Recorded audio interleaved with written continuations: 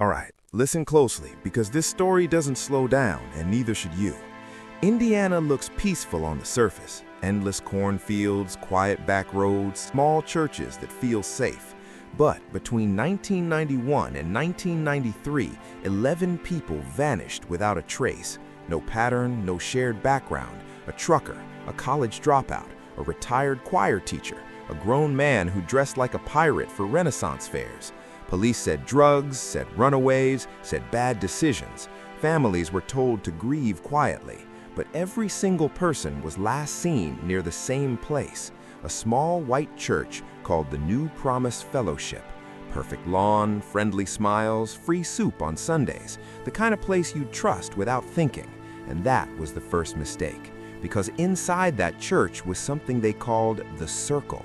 Not a cult, never a cult.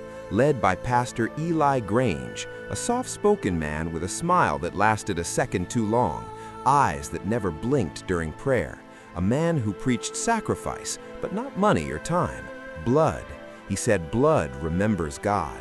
People laughed at first, then they stayed, because their crops thrived, their homes never flooded, their lives stayed untouched, and belief turned into obedience, and obedience turned into something worse. Beneath the church was a concrete room with hooks in the ceiling and a drain in the floor. Victims weren't called victims, they were offerings, fed well, spoken to gently, right until the end. Eli believed fear ruined the ritual, so he sang hymns while he worked, always off-key, and survivors would later say that was the most disturbing part, not the pain, the singing. Then came Maya Calder, 27, sharp mouth, dark humor. Car broke down outside Bloomington, and the Circle found her before help did.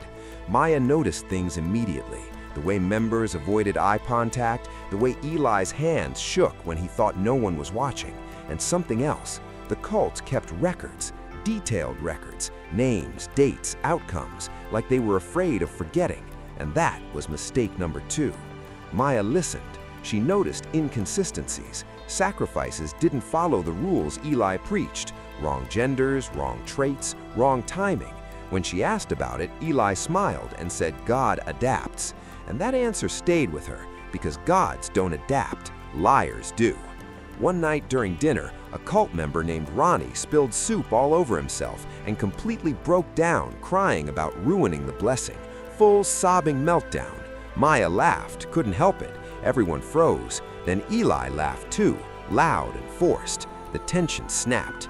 That laugh saved her life, because Eli decided she was interesting. Maya wasn't chosen for sacrifice, she was chosen for service, cleaning, cooking, sorting records, and that's when she saw the truth. The rituals lined up with property deals, insurance claims, land grabs. The blood wasn't for God, it was for Eli. God was just the excuse. And Maya realized something terrifying and powerful. The Circle wasn't loyal to Eli, they were loyal to results. So she started whispering, slowly, carefully, asking questions that sounded innocent. Has anyone actually seen the blessing work? Why does Eli live better than us? Why do the sacrifices never match the rules? She waited, because fear does half the work for you. Then came the next ritual.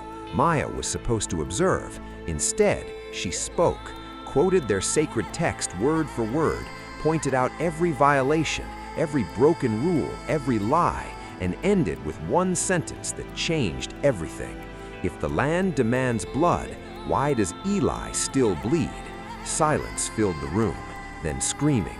The Circle turned on itself. Ronnie tackled Eli first, crying, apologizing. Others followed. The basement door stayed closed. No one came out alive, except Maya. Police arrived hours later to bodies, records, evidence stacked like a confession. The missing were finally named. Families finally got answers. Justice showed up early for once. And here's the lesson. Evil survives on silence and obedience. The moment someone asks why, the whole thing cracks. Monsters don't fear strength, they fear understanding. But listen, because this isn't over. During the investigation, detectives found a second set of records, different handwriting, cleaner, colder, no prayers, no hymns, just numbers, routes, initials, and locations that didn't belong to Indiana, Ohio, Kentucky, Illinois, and one word written again and again in the margins: continuation. Investigators realized something chilling. Eli wasn't the origin. He was a franchise, a useful idiot who believed he was chosen, when in reality, he was copied. The circle wasn't an ending, it was a transfer mark, used by a larger group that moved when exposure came too close.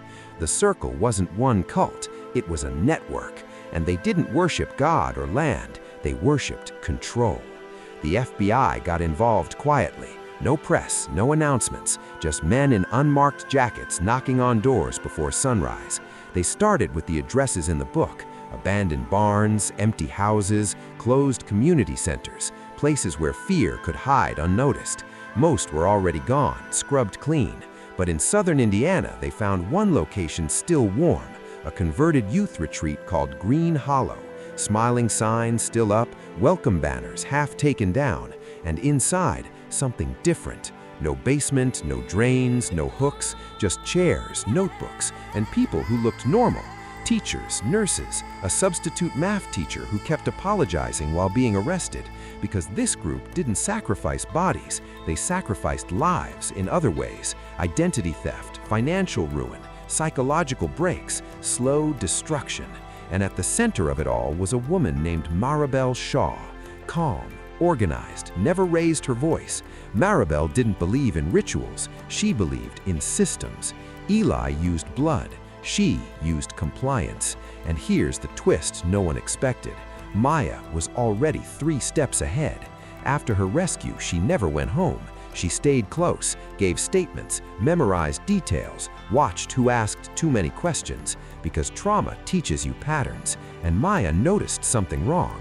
Every time detectives mentioned the symbol, certain officers went quiet. One of them copied it into his notebook without realizing he'd done it before. Maya reported it, quietly, directly to the feds, and that cracked everything open. Internal investigations exposed 2 law enforcement facilitators, men who didn't kill, didn't chant, just redirected resources, buried reports, delayed warrants. They weren't believers, they were investors.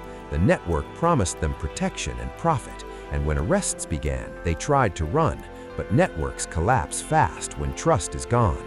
Maribel was caught at a rest stop in Kentucky, sitting in her car, eating fries, completely calm. She asked one question after being cuffed: did Eli ever understand? The answer was no, and that was the truth. In the end, the cult didn't fall because of police or raids or bravery. It fell because one victim paid attention. Maya testified, clear, composed, occasionally sarcastic. At one point, she said something that went viral: cult leaders don't want followers, they want silence that nods. Every remaining cell was dismantled within 18 months, quietly, methodically.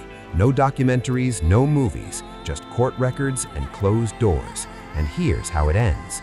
Years later, a reporter asked Maya if she was afraid another circle would rise. She smiled and said maybe, but they won't survive long, because people like me exist now. And the final lesson is this: cults don't die when leaders fall. They die when understanding spreads. Fear hides in ignorance, power hides in routine, and the moment someone learns how the system works, the system panics. Indiana went quiet again, but this time it was the kind of quiet that comes after justice.